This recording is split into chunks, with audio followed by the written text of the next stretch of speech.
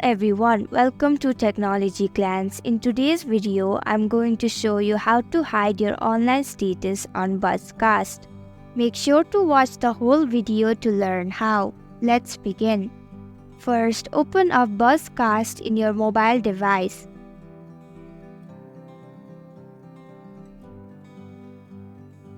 Tap on the 3 icon at the bottom right of your screen.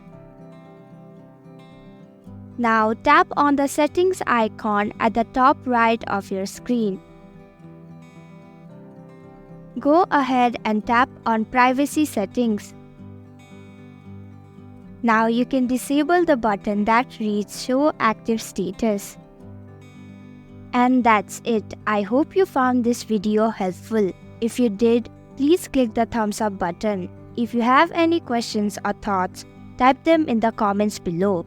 And don't forget to subscribe to our channel for more updates. Click the bell icon too so you'll know when we post a new video. We'll be back with another video soon. Thanks for watching.